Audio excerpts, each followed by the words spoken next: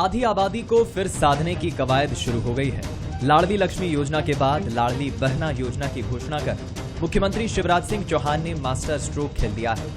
इस योजना के तहत हर पात्र महिला के खाते में शिवराज सरकार हर महीने 1000 रुपए देगी। जाहिर है कि इस साल चुनाव है, ऐसे में सीएम शिवराज एक बार फिर महिला वोटर्स पर फोकस कर रहे हैं, क्योंकि ये वर्ग है जो चुनाव में जीत हार के बीच एक बड़ा अंतर पैदा करता है। वहीं बीजेपी इस योजना को मील का पत्थर बता रही है।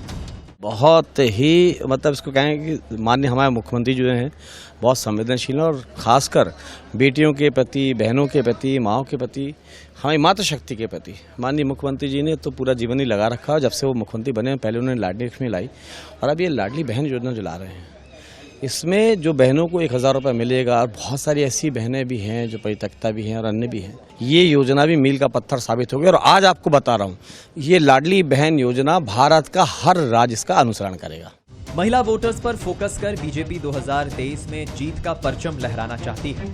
कटनी मेयर प्रीति सूरी की बीजेपी में वापसी को भी इसी कवायद से जोड़कर देखा जा सकता है। बीजेपी महिला नेताओं के जरिए भी आधी आबादी को साधने में जुट गई है, तो इधर कांग्रेस की नजर भी इस वर्ग पर है। महिलाओं को रिझाने कांग्रेस भी एड़ी चोटी का जोर लगा रही है। हालांकि लाडली बहना योजना को लेकर वो बीजेपी पर तंज कस रही है। इस सरकार के दिन अब गिने चुने ही हैं। उस लिहाज से लाडली लक्ष्मी आएंगी, लाडली बहना आएंगी, लाडले पिताजी आएंगे। लाडली लक्ष्मियों को हुआ क्या? लाडली लक्ष्मियों के अलावा कन्यादान योजना में भ्रष्टाचार करने वाले कौन हैं? तो एक योजना और निकालकर उसके नाम पर जो 2000 करोड़ रुपए का लोन लिया जा रहा है, उसमें भी भ्रष्टाचार हो जाएगा जाते जाते। राजनीतिक विश्लेषकों का मानना है कि विधानसभा चुनाव में बीजेपी की कोशिश शिवराज सिंह की मामा वाली छवि को भुनाने की होगी और बीजेपी इसकी तैयारी में जुटी है, क्योंकि कुछ महीने पहले ही लाडली लक्ष्मी योजना के दूसरे चरण की शुरुआत की गई थी और अब लाडली बहना योजना का ऐलान कर दिया गया है। ऐसे में अब कांग्रेस के सामने चुनौती बढ़ती जा रही है। साथ ही कांग्रेस कैसे आधी आबादी को लुभाएगी, इस पर भी सबकी नजरें होंगी। बंसल न्यूज के सवाल नंबर 1, क्या लाडली बहना योजना बीजेपी के लिए गेम चेंजर साबित होगी? सवाल नंबर 2, क्या आधी आबादी को इस बार भी बीजेपी लुभा पाएगी? सवाल नंबर 3, क्या शिवराज सरकार की योजनाएं कांग्रेस के लिए चुनौती बनेगी?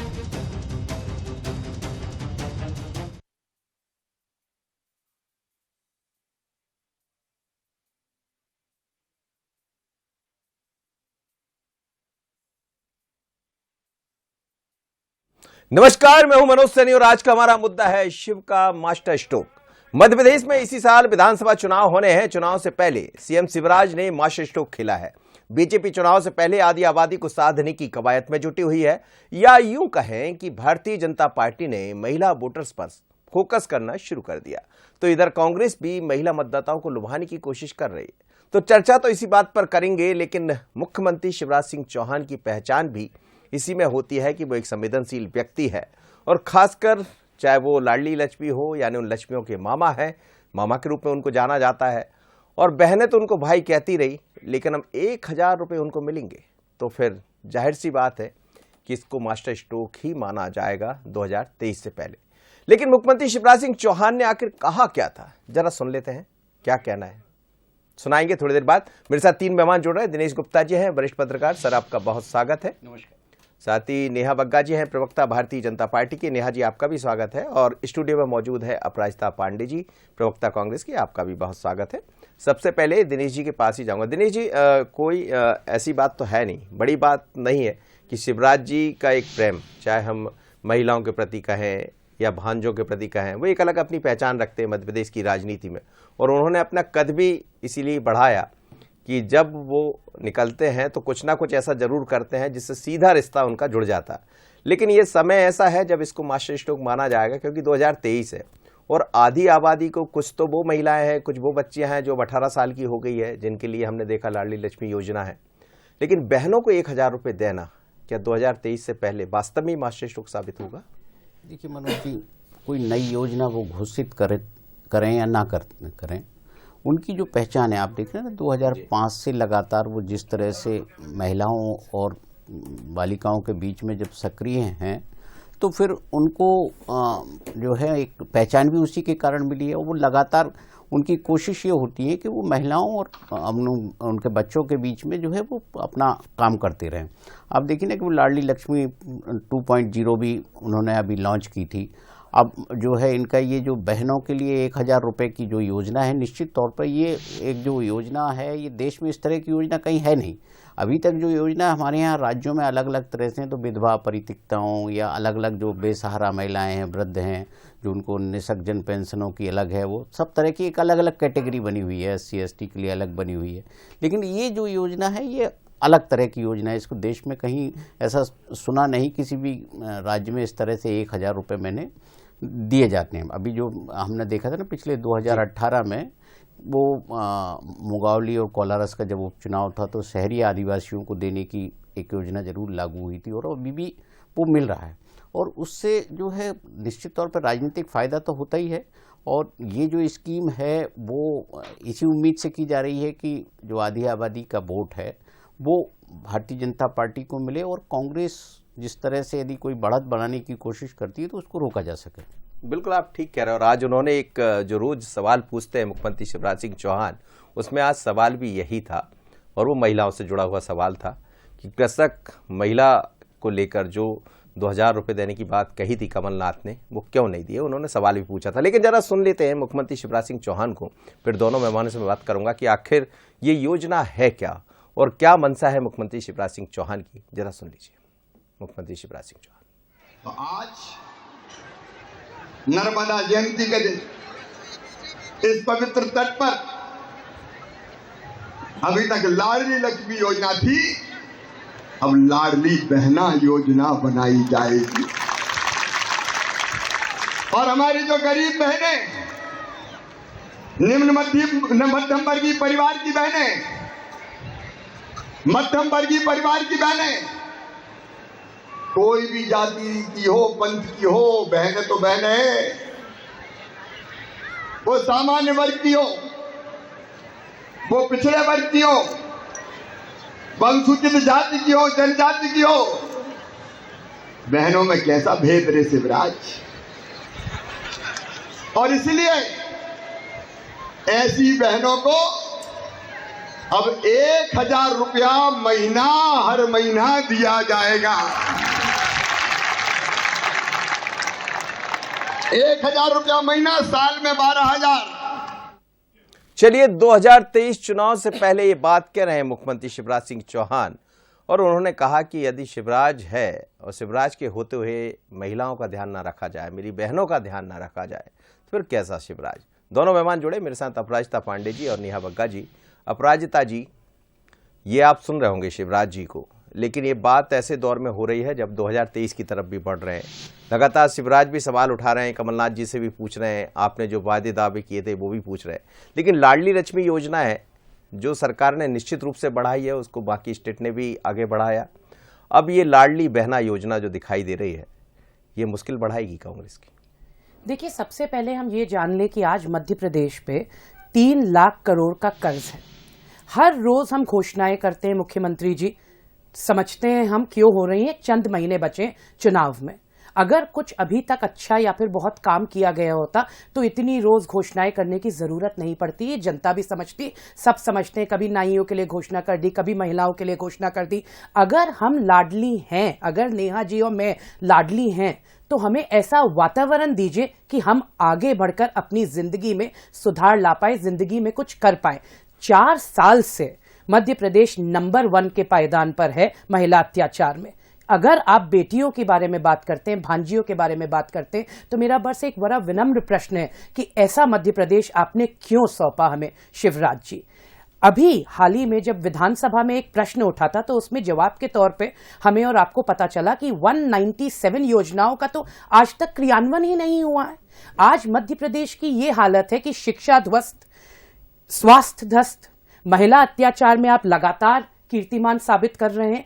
तो जितनी भी योजनाएं आप बना लें, अगर उसका क्रियान्वयन नहीं होगा और अच्छे से आप तो महिलाओं क्या के बारे लाडली में लक्ष्मी सोचेंगे योजना नहीं। का क्रियान्वयन नहीं हुआ जो महिलाओं के लिए की थी, बच्चों के लिए की थी, वो देखिए नहीं है? देखिए उसको मनोज नहीं जी, किया, आप अगर कहेंगे? अगर देखिए आज कुछ महीने पहले आप कहते हैं कि 1,000 रुपए मिलेंगे।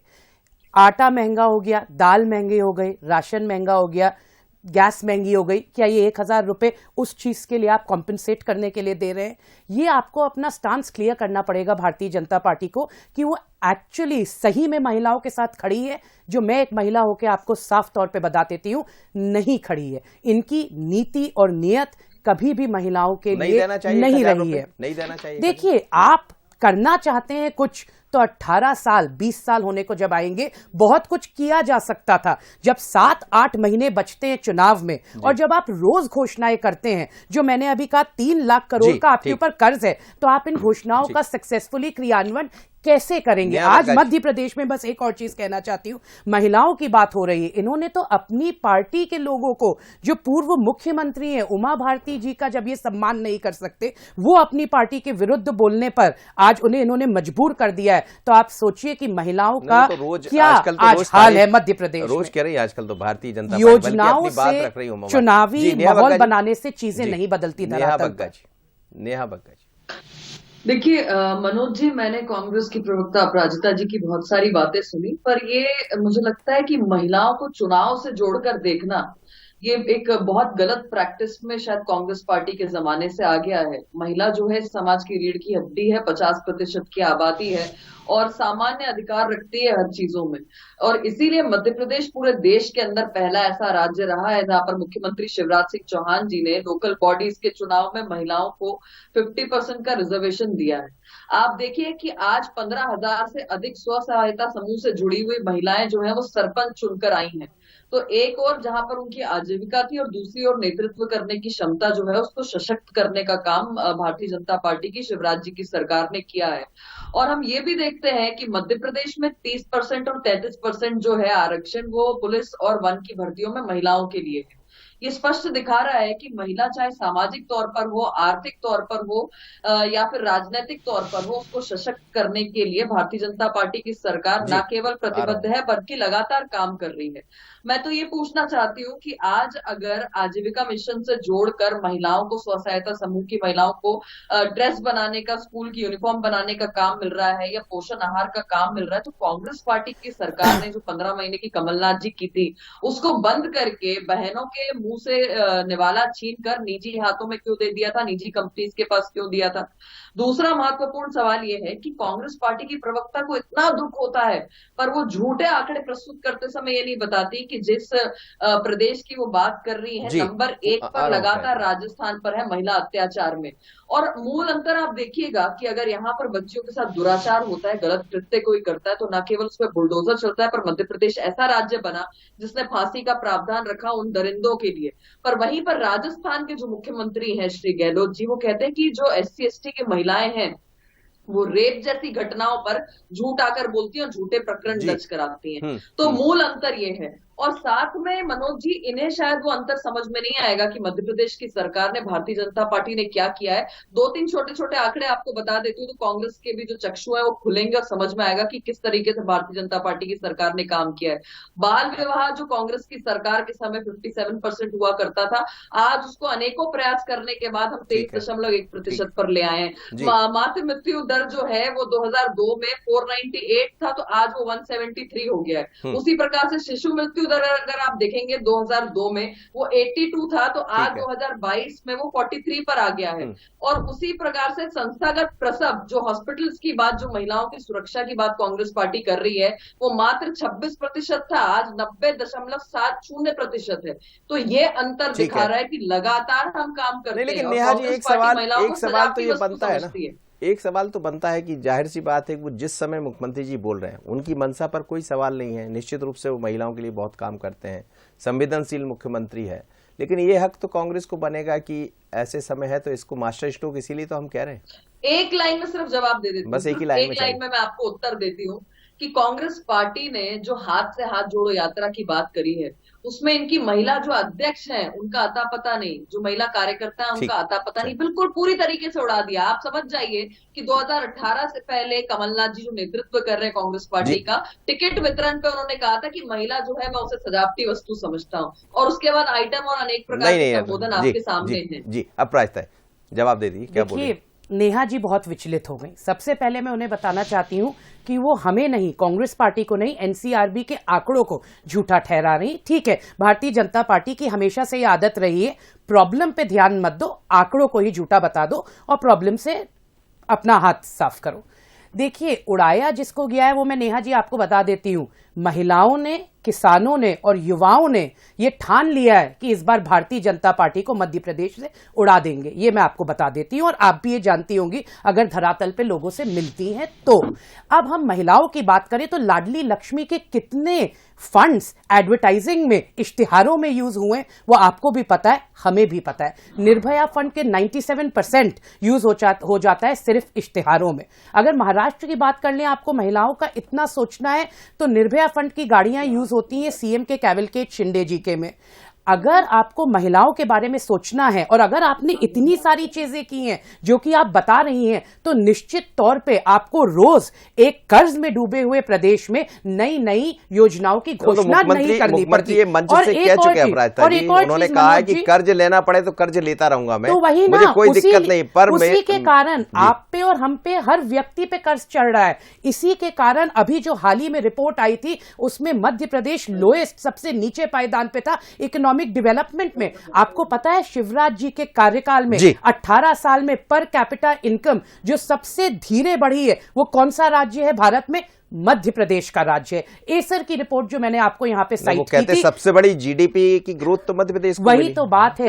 आप यहाँ पर झूठी झूठी घोषणाएं रोज करेंगे। देखिए आंकड़ों का खेल तो वो भी आंकड़े बता रही हैं, आप भी आंकड़े बता रही हैं। मैं एक और चीज आपसे पूछना चाहती हूँ, महिलाओं के बारे में नेहा जी जानती है ना, बहुत सारे आंकड़े यहाँ पे फेंके जा रहे थे। सुन लीजिए, ये मेरा सुनने का, मैंने आपको बहुत धैर्य से सुना, मैंने आपको बहुत धैर्य से सुना। नेहा जी एक चीज सुन लीजिए, मैं आपको महिलाओं की बात बताती हूँ। आपको पता है 2 लाख सिलेंडर अटके पड़े हैं उज्ज्वला योजना में। आपको पता है वो क्यों अटके पड़े हैं? आप महिलाओं की बात करते हैं ना, क्योंकि कॉर्पोरेट कंपनीज ने ये उस पे कह दिया कि हमारा टारगेट कंप्लीट हो गया, तो आज गरीब महिलाओं के सिलेंडर 2 लाख को उज्ज्वला योजना में मिल नहीं पा रहे।